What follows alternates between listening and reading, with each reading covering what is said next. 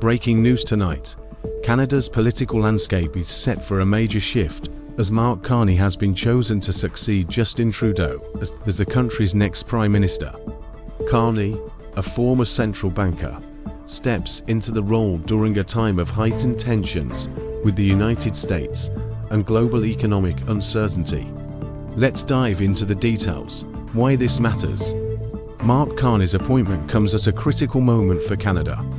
The nation is currently navigating a trade war with the United States, which has imposed tariffs on its longtime ally. Additionally, repeated annexation threats from the US have further strained relations.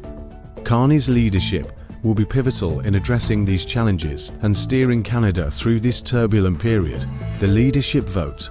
Carney secured an overwhelming 85.9% of the vote to become the leader of Canada's ruling Liberal Party.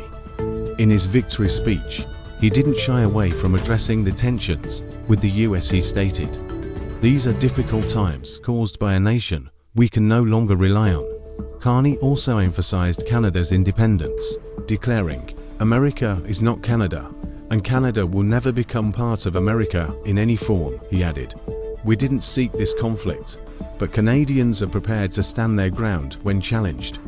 Carney's background. Born in Fort Smith, Northwest Territories, Mark Carney has an impressive academic and professional background. He holds a bachelor's degree in economics from Harvard University, and both a master's and a doctorate in economics from Oxford University. Carney spent 13 years at Goldman Sachs, working in global financial hubs like London, Tokyo, New York, and Toronto, before transitioning to public service role at the Bank of Canada and Bank of England. Carney's career in public service began in 2003 when he was appointed Deputy Governor of the Bank of Canada. He later became the bank's governor, playing a key role in helping Canada weather the 2008 financial crisis. In 2013, he made history by becoming the first non-British governor of the Bank of England since its founding in 1694. During his tenure, he addressed the economic uncertainties of Brexit, though some critics argued his warnings politicized the institution.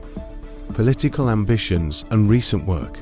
After leaving the Bank of England, Carney served as the United Nations Special Envoy for Climate Action and Finance.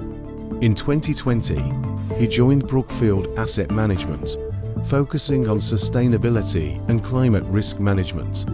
Carney also advised Prime Minister Trudeau during Canada's COVID-19 economic recovery, fueling speculation about his political ambitions. In September 2022, he was appointed to chair the Liberal Party's task force on economic growth. Launching his campaign to succeed Trudeau earlier this year, Carney stated, "I may not be a traditional political figure, but these are not ordinary times, and we cannot rely on conventional approaches." What's next? Carney will serve as Prime Minister for the remainder of the Liberal Party's term, while the next general election is scheduled for October 20th.